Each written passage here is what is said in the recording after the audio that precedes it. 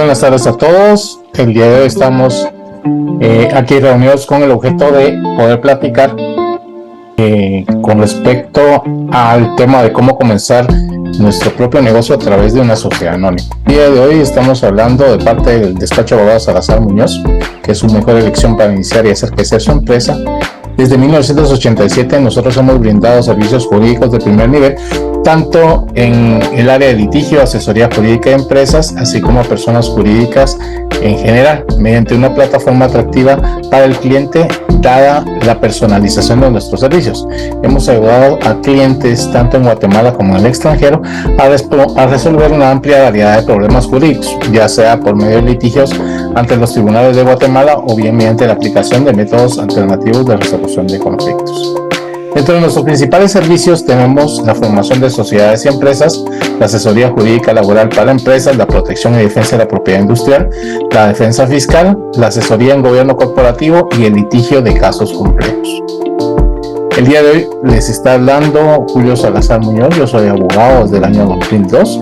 Mi área de expertise es la asesoría jurídica de empresas y el litigio.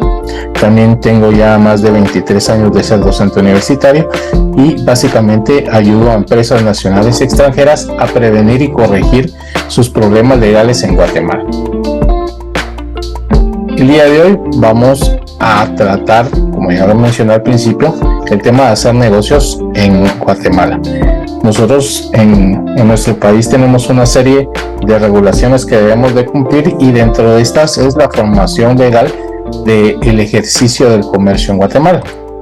Por lo que hoy vamos a aprender 6 cosas. Número 1, las formas en que se pueden operar legalmente un negocio en Guatemala, los distintos tipos de empresas y sociedades que existen, qué es una sociedad anónima, cuáles son sus ventajas, qué necesito para iniciar esta sociedad anónima y vamos a cerrar con 10 consejos legales para que su sociedad anónima prevenga y evite problemas legales. Cuando nosotros hablamos de los emprendedores, podemos ver que generalmente pertenecen a la micro, pequeña y mediana empresa y su estrategia comercial no necesariamente va orientada al hecho de que se asocien con otras personas para poder alcanzar sus objetivos comerciales. Muchas veces lo hacen porque desconocen los tipos de sociedades mercantiles establecidas en las leyes, los que en el transcurso de la comercialización de sus productos y servicios y crea una serie de problemas que generalmente terminan por arruinar su negocio. Básicamente es de que nosotros, por no salir de la informalidad, no tenemos acceso a ventajas y generamos muchos riesgos en el ejercicio de nuestra actividad comercial.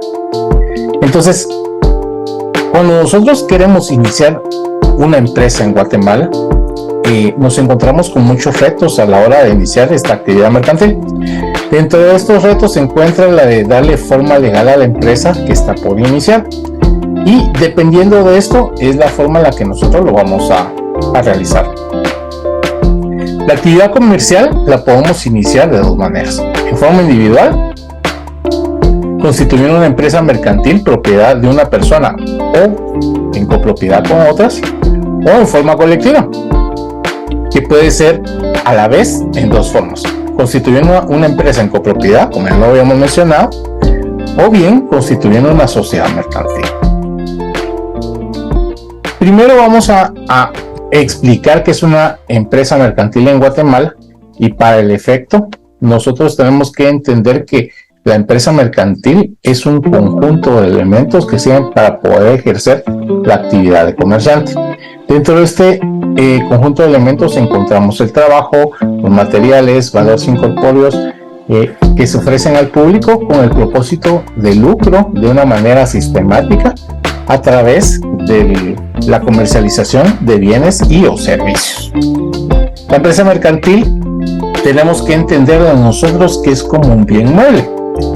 Eso significa que es prácticamente parte de nuestro patrimonio. Es un patrimonio generalmente incorpóreo, pero que está formado con una serie de elementos que ya los vamos a platicar y esto significa que al igual que por ejemplo nosotros podemos ser propietarios de un vehículo, podemos ser propietarios de una casa, asimismo podemos ser propietarios de un bien mueble denominado empresa.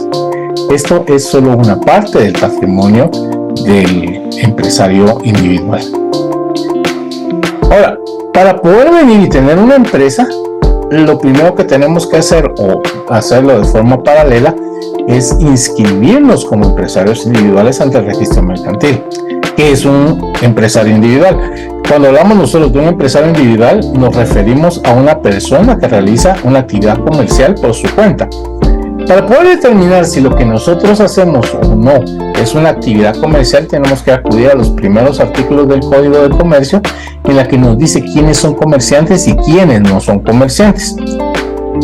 Les pongo, por ejemplo, el día de ayer me consultaba una persona que era ingeniero que quería venir y abrir una empresa individual con el objeto de prestar sus servicios. Entonces yo le explicaba a él que de conformidad con la ley, el prestar servicios profesionales, como por ejemplo el de los servicios profesionales de un ingeniero, no se reputa como una actividad comercial y por lo tanto ni es necesario estar inscrito como comerciante individual y por ende tampoco es necesario tener una patente de comercio, básicamente poder ejercerlo. Y para poder ejercer, la ley nos señala a nosotros que tenemos que estar colegiados en el colegio profesional respectivo. Ahora, en el campo ya de la empresa, podemos decir nosotros que esta está formada por una serie de elementos que hace que la misma pueda cumplir con la función que es la de servir al comerciante como un vehículo para realizar su actividad comercial. Recordemos que las leyes son las que crean los requisitos y los elementos que debemos de seguir para poder venir y ejercer algún tipo de actividad. Hay actividades no reguladas, hay actividades reguladas, sin embargo, siempre tenemos que seguir los procedimientos y los formalismos que la ley nos señala. Dentro de estos elementos que tenemos nosotros de la empresa individual están, número uno, nuestro establecimiento, el cual se constituye por el lugar en donde tiene su asiento la empresa. Aquí hay que pues tal vez distinguir, porque en la actualidad encontramos también que muchas empresas comercializan a través de redes sociales, a través de internet, a través de portales específicos para ello. Sin embargo, el establecimiento es el lugar donde físicamente se encuentra constituida la empresa, aunque pueda venir y comercializarlo de forma virtual. Otro elemento que nosotros tenemos que tomar en cuenta es la clientela. Y cuando hablamos de clientela es el conjunto indeterminado de personas individuales o jurídicas que mantienen relaciones de mercadeo con la empresa. Pues básicamente la clientela es la persona que nos compra a nosotros nuestros productos o servicios. Asimismo también la fama, que es el reconocimiento que las personas le tienen al establecimiento por las reglas, métodos y sistemas de organización que tenga. En este sentido, podemos ver que los elementos se van integrando y que van generando cierto prestigio frente a todas las personas, a cualquier persona que conozca nuestra empresa. De ahí es que el nombre comercial, la marca y los demás signos distintivos de la empresa y del establecimiento sean tan esenciales. ¿Por qué? Porque, por ejemplo, vamos nosotros al supermercado y vemos un producto, un shampoo que tiene una marca genérica y podemos ver nosotros que esa misma marca genérica tiene un precio inferior, por ejemplo, a una marca bien posicionada. De ahí que podamos establecer nosotros que, número uno, el nombre comercial, pues es evidentemente el nombre de fantasía que utilizamos para nuestro emprendimiento, para nuestra empresa, y la marca y otros signos distintivos nos ayudan de alguna forma a poder venir y generar más riqueza a través del posicionamiento que les hemos podido dar y de la fama comercial que vamos generando a través de estos. Por otro lado, también los contratos forman parte de la empresa. Por ejemplo, el contrato de arrendamiento del inmueble donde nos encontramos ubicados, pues los contratos de distribución, de suministro, todas las transacciones que nosotros hacemos, eso va generando riqueza para la empresa. Asimismo, podemos tener dentro de estos otros elementos los contratos de trabajo. Bueno, los contratos de trabajo, pues obviamente nos van a dar dos elementos. Por un lado, el elemento enriquecedor, que es que nosotros tengamos a un grupo de personas capacitadas para poder hacer el trabajo, para poder comercializar los productos o servicios que nosotros hacemos. Sin embargo, también entendemos que esto implica una carga económica con respecto al pasivo laboral. Por otro lado, el mobiliario y la maquinaria nosotros podemos hacer que nos pueden ayudar a producir nuestros productos o servicios o bien solo a comercializarlos. Y finalmente la mercadería, los créditos y demás bienes valores similares que la empresa tiene. Entonces, en conclusión, podemos verificar de que la empresa individual, si bien es cierto, se documenta mediante una patente de comercio de empresa, no es lo único que la forma y que su valor intrínseco depende de todos los elementos que nosotros vimos para poderle dar un valor a la empresa. Por otro lado, vemos nosotros también que podemos hacer negocios a través de coadyuvar con otras personas, ya sean las personas individuales o las personas jurídicas, a efecto de poder venir y hacerlo de forma un poco más amplia y poder tener una inversión también mucho más amplia. Entonces, ¿qué es una sociedad mercantil? Entendemos nosotros que una sociedad es un sujeto de derecho que constituye una entidad jurídica independiente de los socios o de los accionistas para todos los actos de esta, de tal manera que la sociedad va a ejercer derechos y obligaciones a través de sus representantes legales, pero independientemente de los socios o accionistas que lo conforman. Hablo de socios y de accionistas porque, aunque pareciera, digamos, hablar de sinónimos, hay una diferencia. El socio generalmente es dueño de una participación de la sociedad y el accionista es propietario de acciones. ¿Por qué? Porque hay sociedades que se organizan en función de las personas y hay sociedades que se organizan en función del capital que estas personas puedan aportar. Por eso es que se hace la distinción entre socios y accionistas. Las sociedades generalmente nacen en virtud de una necesidad de las personas de agruparse para realizar actividades comunes y benéficas para su conglomerado, o sea, para ellos mismos. Por lo mismo, la ley, cuando la regula, otorga muchas de las características de las personas físicas, pero principalmente le da la de poder venir y ser responsables de sus obligaciones y ejercer sus derechos. Ya en el campo del derecho mercantil, que es la era en la que nosotros nos estamos enfocando, podemos decir que la sociedad mercantil es aquella sociedad que tiene por objeto la realización de uno o más actos de comercio o en general una actividad sujeta al derecho mercantil, o sea, una actividad comercial. Como lo explicaba al principio, no todas las actividades lucrativas necesariamente tienen que ser comerciales, sino que pueden ser lucrativas, pero pueden ser de carácter profesional. Ahora, en Guatemala existen distintos tipos de sociedades mercantiles, los cuales vamos a tocar brevemente solo para que ustedes tengan una noción de que existen. ¿Pero por qué? Porque en realidad en Guatemala existe, no sé, tal vez estoy hablando de más, pero es un 90% y las sociedades que se constituyen son sociedades anónimas. El otro 10% probablemente sea responsabilidad limitada y las demás, pues honestamente yo no he visto en el transcurso de mis 20 y pico de años de abogado que se hayan constituido otras formas. Sin embargo, existen y están reguladas en la ley, pues si alguna persona está interesada en poderlas formar, pues sí. De ahí que nosotros, como lo mencionamos, necesitamos, para poder constituir una sociedad mercantil, que se haga mediante la formalidad de una escritura pública. Esto quiere decir que tenemos que contratar a un notario que esté activo.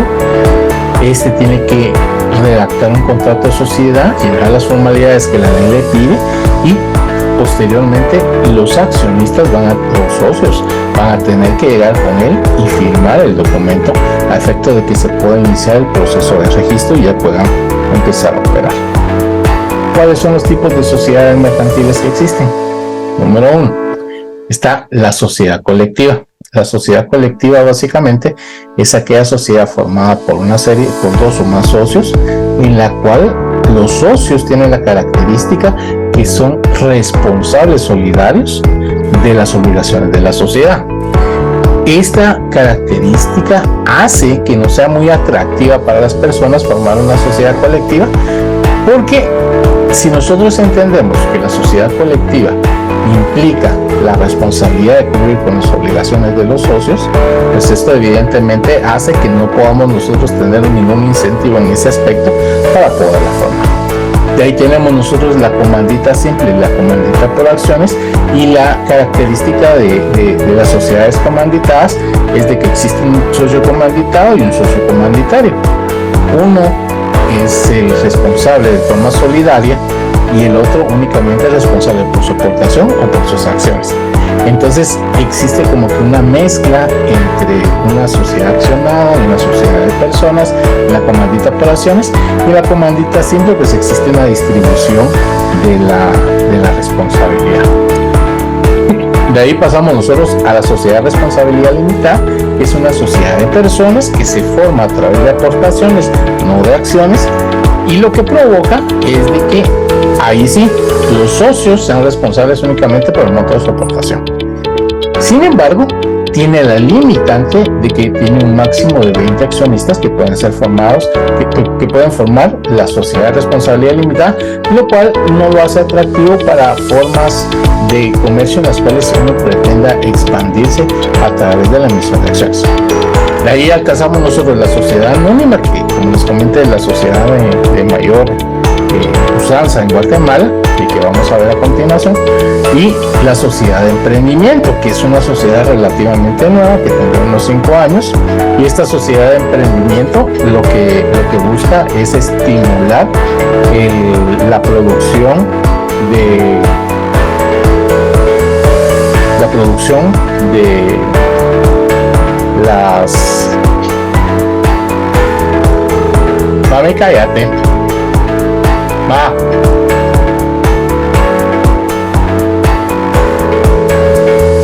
Nada más eso que vi. Y la sociedad de emprendimiento, que se dedica a la verificación o al ejercicio del comercio de una forma relativamente más simple. Sin embargo, también es más limitada porque existen rubros específicos en los cuales solo puede funcionar esta sociedad de emprendimiento. Tiene otras limitaciones. Sin embargo, pues el día de hoy no vamos a platicar sobre ella, sino que probablemente en otra oportunidad lo podamos hacer. Ya directamente con respecto a la sociedad anónima, primero que tenemos que decir que es una sociedad mercantil. Es de carácter capitalista, es decir, que se rige a través del capital que se aporta. Se identifica con una denominación, ¿sí? Cuando decimos nosotros que tiene una denominación, es que puede formar parte de un nombre de fantasía o de algo que indique la actividad a la que se va a dedicar. Tiene un capital dividido y representado en títulos que contienen acciones, y los accionistas limitan su responsabilidad hasta el monto de sus acciones, ¿sí? Entonces básicamente esos son los elementos que distinguen a la sociedad. ¿Qué características tiene? Ya vemos nosotros que la sociedad capitalista, y cuando hablamos de capitalista no estamos hablando del sistema económico, sino que estamos hablando únicamente de la forma en la cual se divide su capital. Tenemos nosotros que para poder acreditar que somos accionistas, tenemos unos títulos valores llamados acciones, y entonces nosotros venimos y tenemos ese título, y ya inscritos en el registro de acciones nominativas, nosotros podemos ejercer los derechos que los accionistas tienen en una sociedad anónima, que están regulados tanto en el Código de Comercio como en la escritura constitutiva. La responsabilidad de las accionistas es limitada al monto de su aportación, y existe cierta libertad para transmitir la calidad de accionista, es decir, para negociar mediante la transferencia de acciones.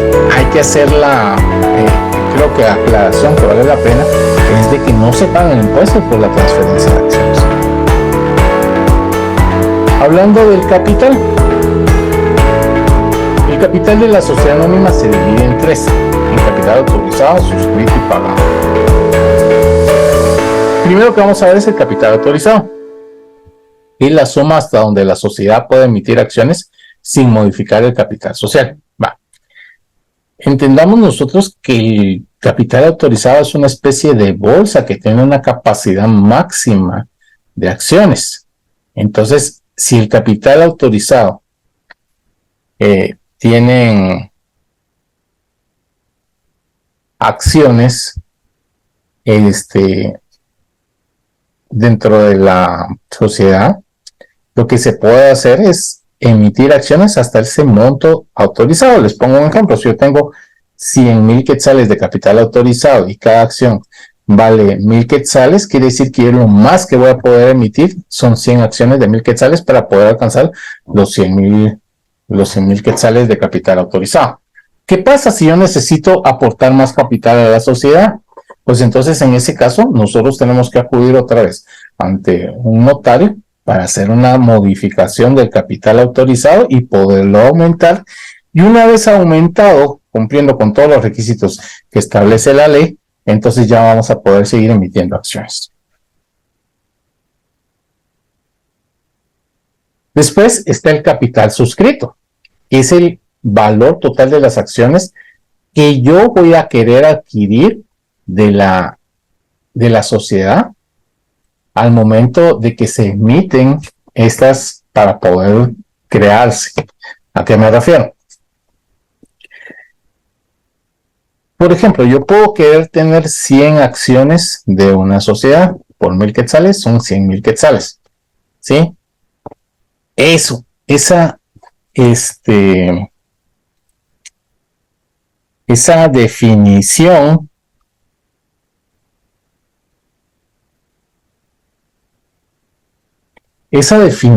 del capital que nosotros queremos hacer para poder determinar y vamos a participar dentro de una sociedad es a lo que nosotros llamamos como capital suscrito.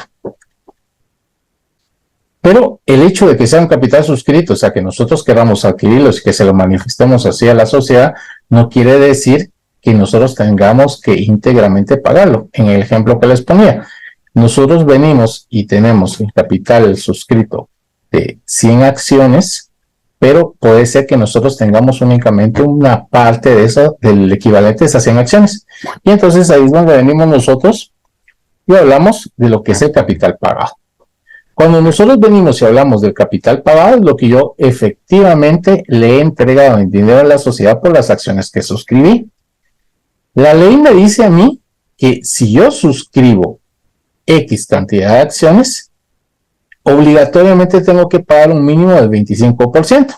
Si yo voy a suscribir 100 quetzales en acciones, lo mínimo que tengo que pagar son 25 quetzales de ese capital para que podamos nosotros hacerlo. Obviamente el ejemplo no encaja totalmente con los números porque generalmente la ley me dice a mí que no puede ser una cantidad menor a 200 quetzales, pero suponiendo que son 200 quetzales y yo suscribí 1,000 quetzales en acciones, lo mínimo que tendré que pagar al momento de la suscripción van a ser 250 quetzales si así está dividido el capital y encaja con el valor de las acciones.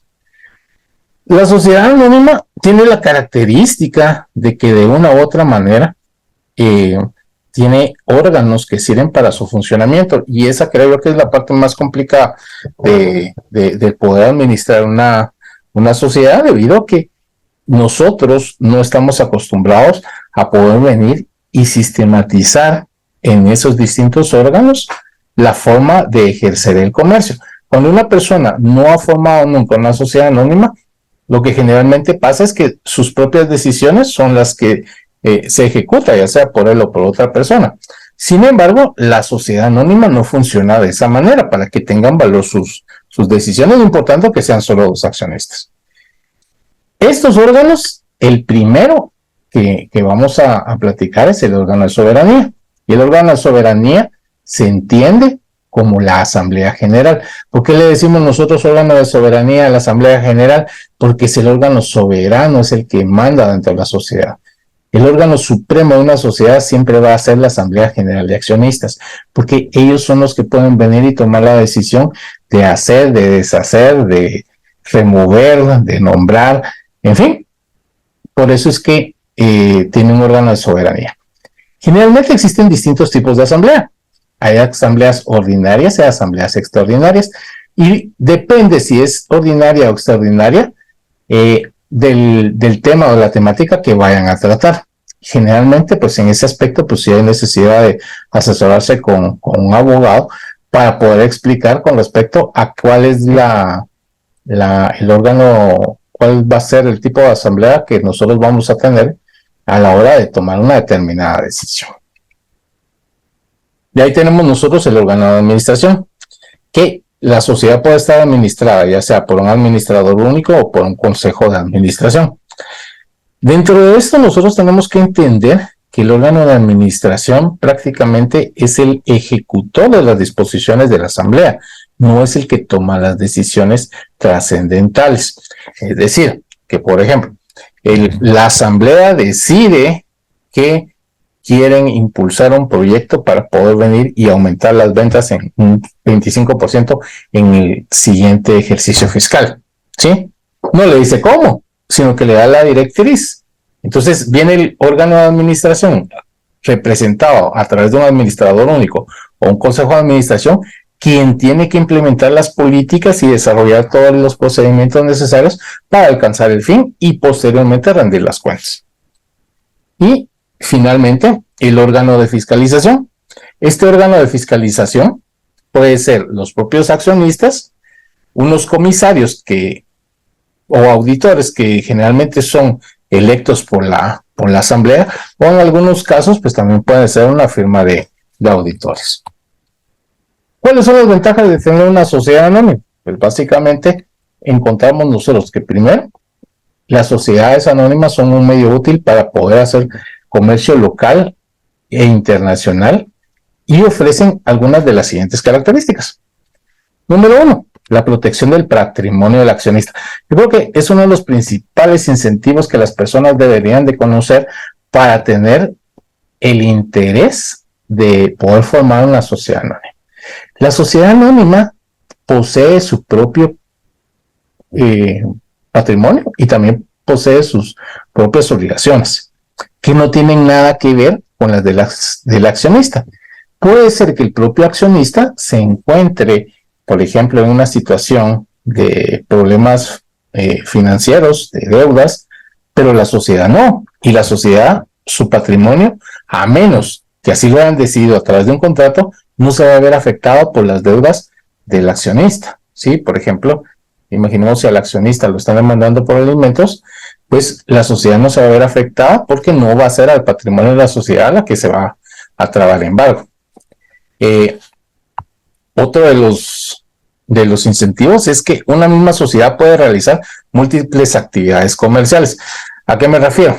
Una misma sociedad puede tener una farmacia, puede tener una zapatería, puede tener una venta de servicios, mantenimiento, un restaurante al mismo quiero. Lo único que tiene que hacer es tramitar ante el registro mercantil una patente de empresa específica para cada una de estas actividades a efecto de poder venir y cumplir con los requerimientos y también poder venir y hacer la facturación correspondiente dependiendo del tipo de establecimiento en el que se va a poder establecer cada una de las actividades comerciales. Tercera, el pago de impuestos. Eso es también otra cuestión. Los ingresos obtenidos en la República son los únicos que están sometidos al sistema tributario guatemalteco y por lo tanto también las sociedades anónimas están sujetas únicamente a esto. Otra cuestión que no es muy común, pero que legalmente es viable, es que una sociedad anónima también pueda ser pequeño contribuyente. La ley no lo impide. Y dependiendo de las proyecciones de ventas, pues se puede venir y decidir desde el principio inscribirla como un pequeño contribuyente, porque no va a pasar de los 150,000 quetzales de ingresos anuales, y con eso pues obviamente vamos a tener algún tipo de ahorro en el pago de impuestos. La otra cuestión es que tenemos una capacidad para tener propiedad de bienes muebles e inmuebles. Como les mencionaba anteriormente, tenemos nosotros un patrimonio propio, y eso quiere decir que la sociedad puede adquirir vehículos, puede adquirir inmuebles, departamentos, oficinas, lo que a nosotros se nos ocurra siempre y cuando esté dentro del libre comercio. Y la ventaja es de que si fallecieran o salieran, desaparecieran los accionistas, la sociedad va a seguir manteniendo la propiedad de esos bienes muebles e inmuebles que ya tienen, independientemente del destino que cause, porque en realidad el propietario de esos bienes no va a ser el accionista, sino que quien va a ser la sociedad. De ahí, sencillez en requisitos y trámites de inscripción. En realidad, en algunos casos, pues, es un poco probables, pero sí pasa.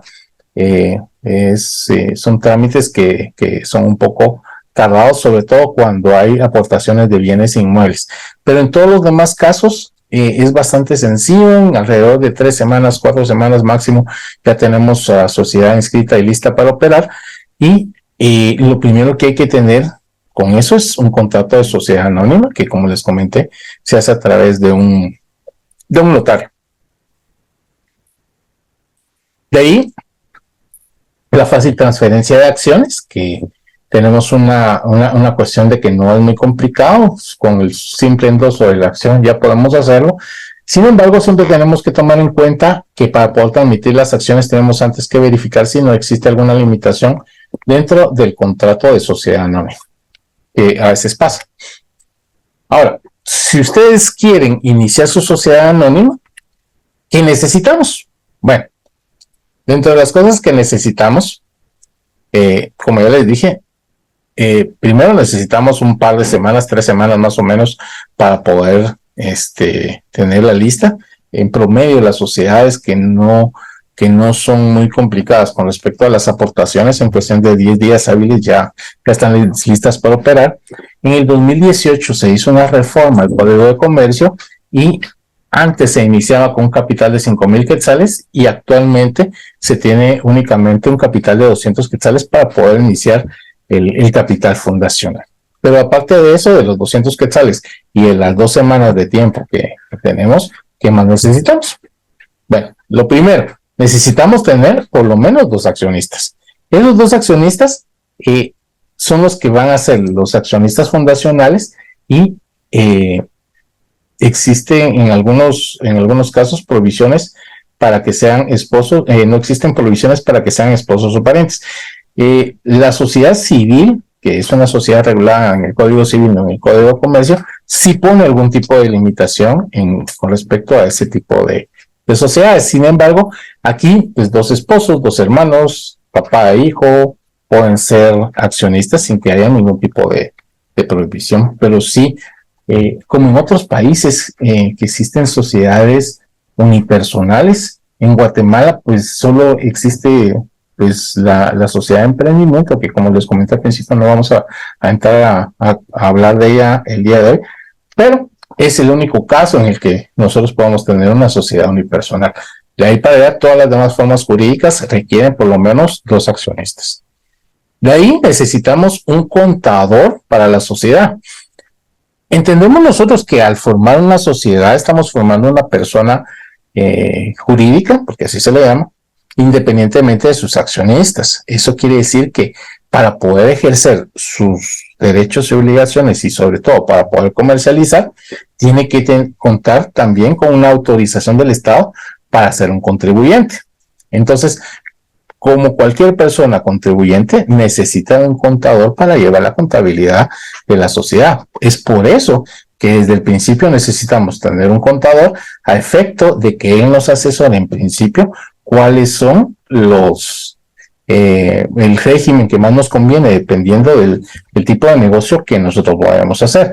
Nosotros aquí en la firma tenemos también los servicios contables para las sociedades que quieren venir y tener todo junto. Nosotros les prestamos a la sociedad, no solo el servicio de formación de la sociedad, también le prestamos el servicio de contabilidad y también les prestamos, entre otras cosas, los servicios de asesoría laboral, que son generalmente los elementos más comunes y del diario vivir de las sociedades. Pero bueno, no ese es el tema de hoy, pero por lo menos para que ustedes tengan una noción de todo lo que se tiene que tener.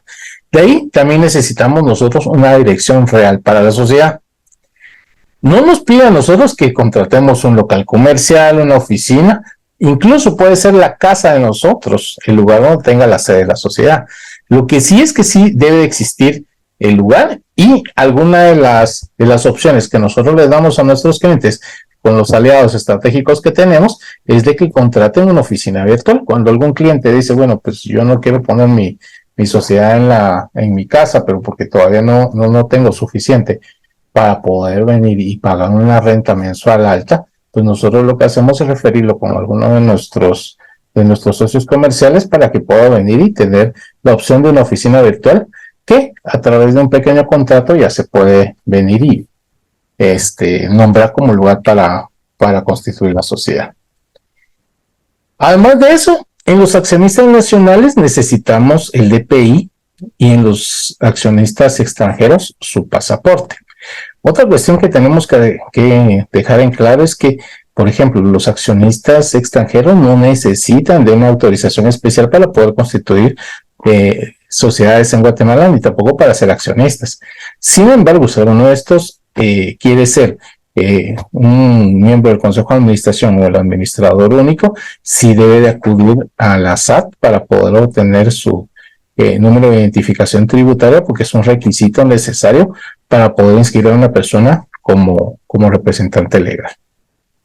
De ahí que es la parte como que pues un poquito más como que romántica o más imaginativa, es buscarle un nombre a la sociedad. Dentro de las características tiene que ser que es original y esencialmente no tiene que ser igual a otro que ya se haya registrado. ¿Por qué? Porque número uno, se pueden parecer, porque eso sí pasa, se pueden parecer, pueden tener palabras en común, pero no pueden ser exactamente iguales, porque entonces el registro mercantil no puede inscribir a dos entidades que se llamen exactamente igual, porque habría una gran confusión. Eso no quiere decir que nosotros no podamos venir y buscar algún nombre. Generalmente lo que nosotros hacemos antes de iniciar los procesos de formalización de la sociedad es que acudimos al registro mercantil a hacer una búsqueda de los nombres que las personas nos dan. Nuestra sugerencia siempre para los clientes es que piensen en al menos 3 y que nos indiquen en qué orden de preferencia para ver si están disponibles o no están disponibles. Una vez obtenida la información del registro mercantil, pues ya nosotros les informamos a ellos de la disponibilidad de los nombres para que ellos tomen una decisión de cuál es el que más desean o más les conviene ponerle a su sociedad. Con toda esta información ya se puede iniciar el proceso de constitución de sociedad anónima y en unos cuantos días pues ya va a estar operando su emprendimiento. Algo que me gusta decirle a la gente, porque la mayoría de abogados no se lo dicen, es de que el trabajar desde la informalidad puede ser objeto de la comisión de algún delito. ¿Por qué? Porque vender productos o servicios sin facturarlos, o bien trabajar o prestar servicios mercantiles o vender productos mercantiles sin tener una patente autorizada, existe la posibilidad de la comisión de un delito de defraudación tributaria o de caso especial de defraudación tributaria. Eso es bien claro en la ley y sí es posible que se inicie una investigación y que pues, se pueda sancionar a las personas en el área penal por la comisión de este tipo de delitos. Como último tema, antes de terminar la charla de hoy, quiero darles 10 consejos legales para que su sociedad pueda prevenir problemas legales en el transcurso de su actividad comercial durante todo el tiempo que ustedes así deseen mantener. Número 1, el primero, asesorarse. Pero no asesorarse simple y sencillamente por una persona que les diga que medio conoce, no, sí, hágalo a través de un profesional. Muchas personas cometen el grave error de dejar que personas que no están calificadas para poder venir e indicarles cuáles son las consecuencias de hacer o no hacer ciertas cosas en el área comercial, lo hagan, y eso lo único que genera es más problemas. ¿Sí? 2, tenemos que elegir bien el nombre comercial. La elección no solo es una cuestión de disponibilidad, sí, porque evidentemente, como lo platicamos hace unos minutos, evidentemente existe algún tipo de necesidad de que no sea igual a otra.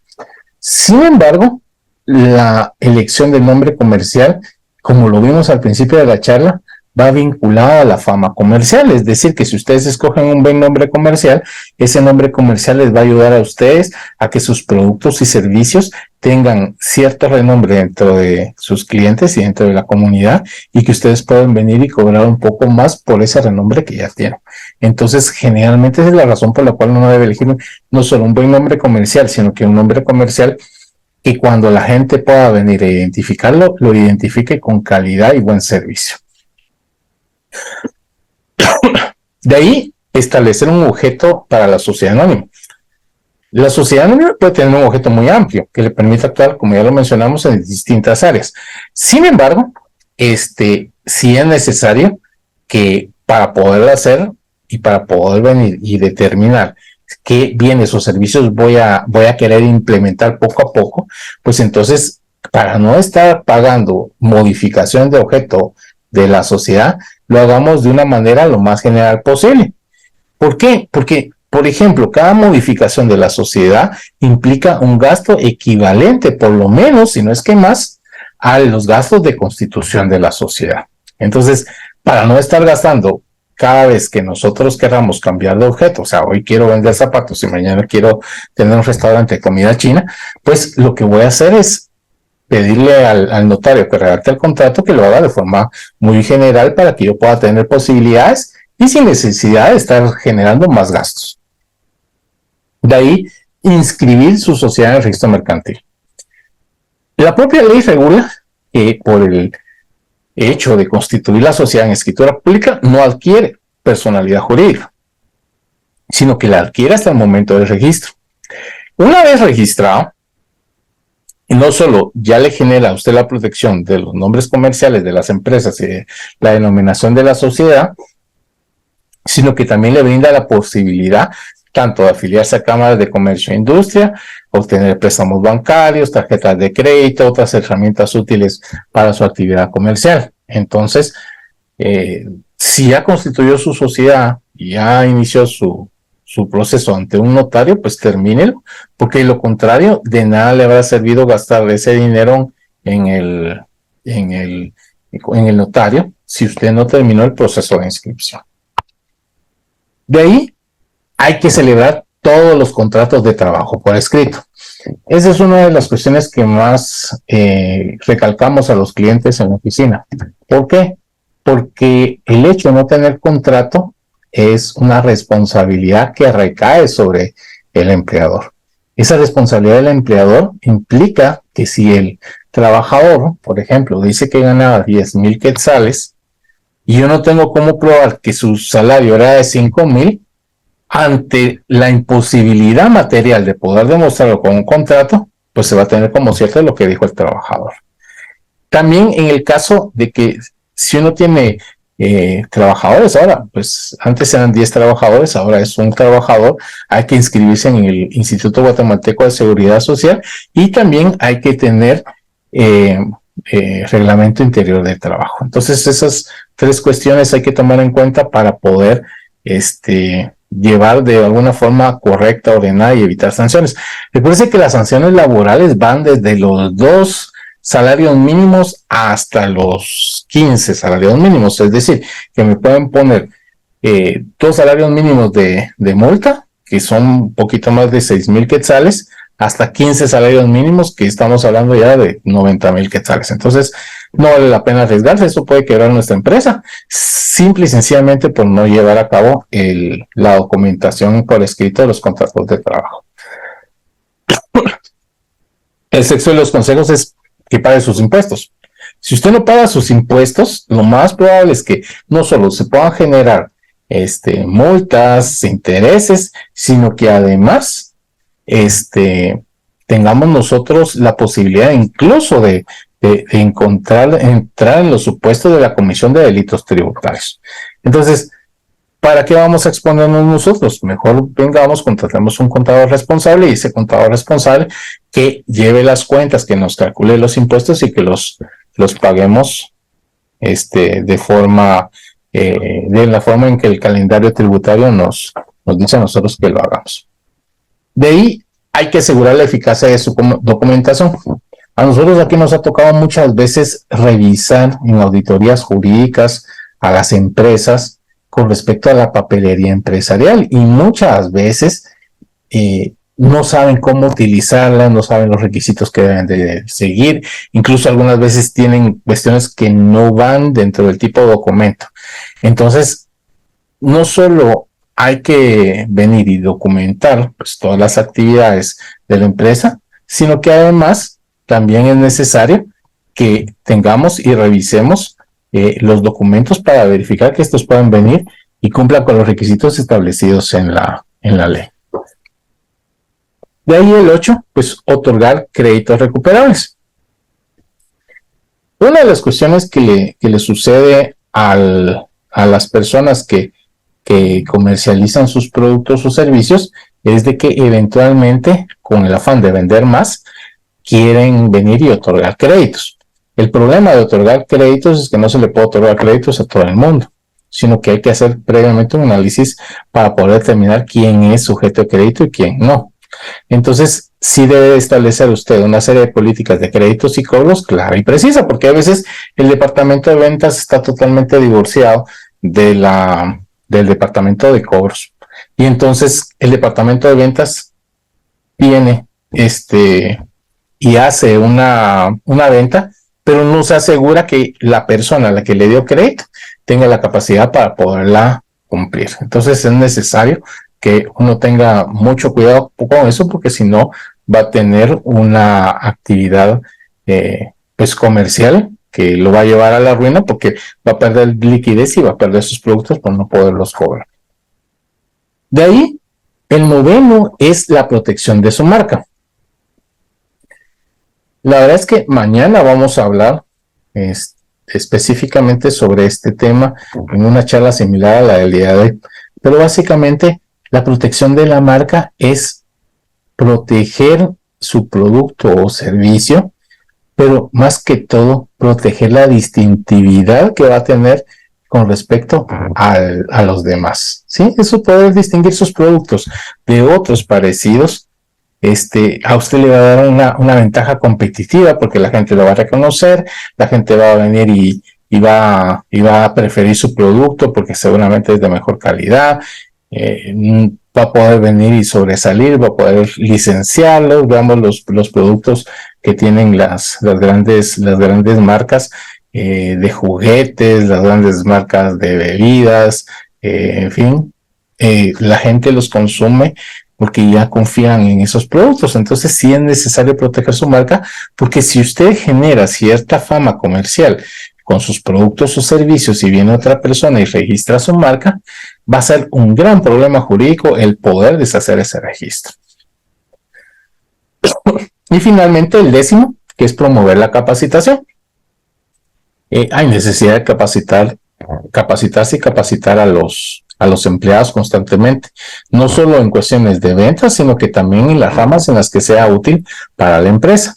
Siempre hay que buscar la mejor posibilidad de poder venir y capacitarse, y sobre todo buscar actividades en las cuales la gente pueda venir y poner en ejercicio los conocimientos que se están transmitiendo. Muchas gracias a todos los asistentes. Espero que hayan podido, los que entraron tarde, pues tener la oportunidad de verlo. De todos modos, nosotros vamos a subir la presentación a YouTube en unos días y les vamos a mandar por correo el enlace para que, si ustedes quieren venir y recapitular alguno de los temas que nosotros platicamos, pues lo puedan hacer de forma sencilla. Entonces, pues muchas gracias por haber asistido